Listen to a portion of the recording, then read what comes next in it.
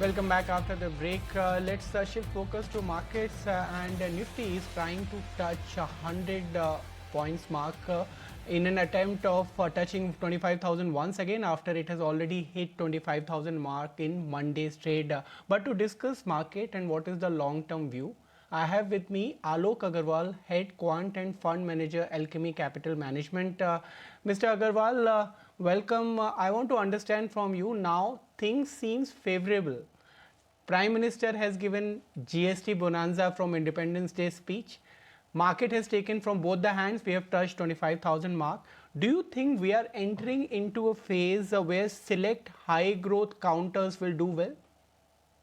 Yeah, hi, good afternoon. Certainly, that's a welcome news that we had over the weekend that the GST rate rationalization was announced, and that was quite a much needed kind of a support to stimulate the economy.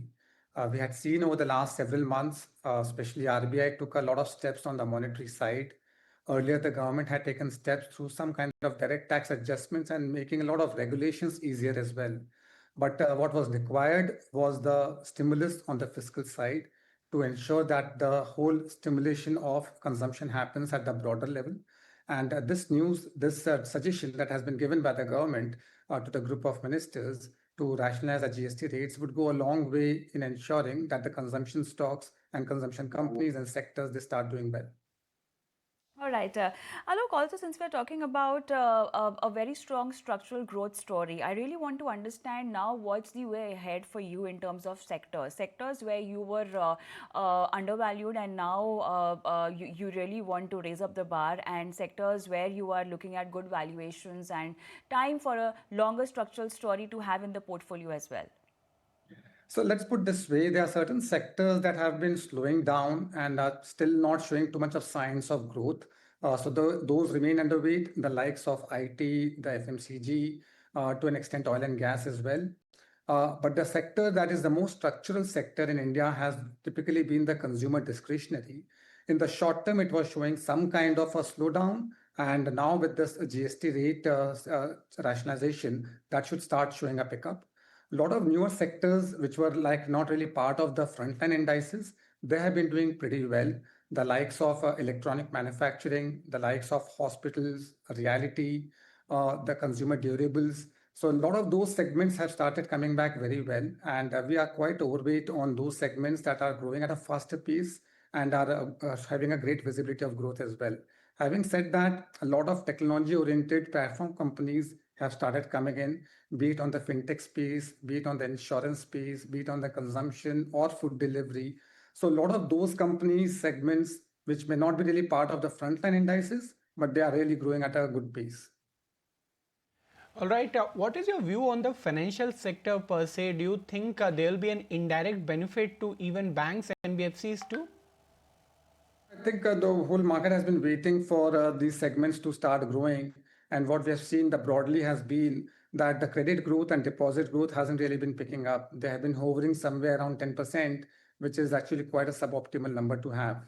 And given that the rate cycle in which we are, a lot of these banks may still have some more way of NIM pressure to be seen. But yes, with consumption growth likely to pick up, that is likely to have some positive impact on deposit and credit growth as well. So we do remain selectively positive on the lender side, but within the financial space, we are more positive on the capital marketplace. And there, the whole value chain, right from the exchanges to the wealth managers, to the asset managers, and to select brokers, they are all showing a very good growth and visibility of growth as well. Alok, I also want to understand, how are you placed as far as mid cap and small cap and the broader market is concerned?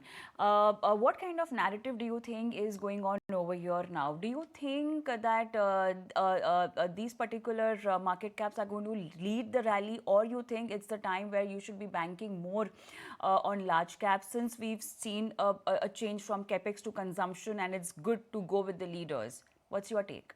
That's a very interesting one. There are two types of narratives in the market. One says that, the large caps are at 21 times 1 year forward valuation compared to mid caps at 27 times, and hence large caps are cheaper, one should be in large caps. But when you look at the valuations in the context of growth, the growth numbers are much higher in the slightly broader markets on the mid cap space, due to which on a per percentage growth basis, as we call as PEG ratios, the valuations don't seem too high. So I think the better way, instead of segmenting the markets into the large, mid, and small cap basis, it would be to look at those sectors and segments which are growing better.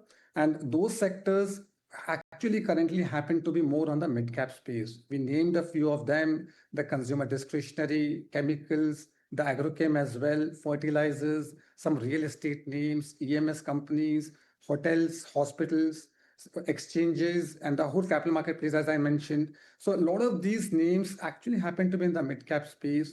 The larger caps are dominated by sectors which are actually not growing at a great pace. So I think focusing on the growth and the segments and cohort of companies that are providing that growth would fetch us better results as compared to focusing too much on the market cap divide. Right. One sector which has been in focus for past 2 days at least is auto sector, and that has got renewed interest ever since announcements on GST is made, and the expectation is that this sector is going to be a major beneficiary. What is your expectation? How should one navigate in auto sector? That's perfectly true. Auto sector is the poster boy for consumer discretionary play in India. It is one of those rare sectors where predominantly almost the whole of market is in the formal zone. So there's no informal zone there.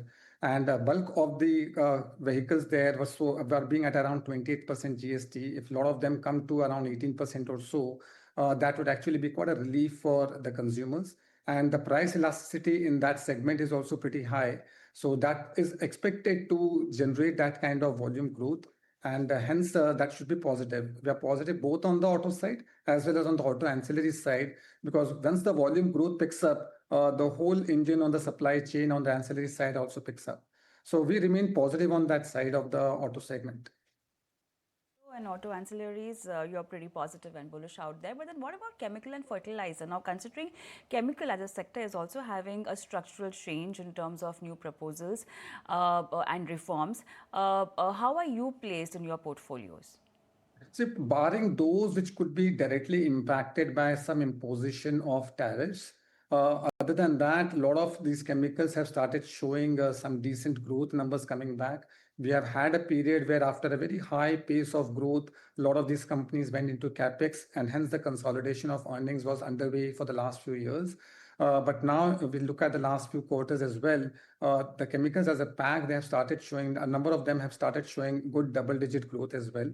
So selectively, those segments where the visibility is high, especially on some of these specialty chemicals names, we are quite positive there. All right, Mr. Agarwal, thank you so much.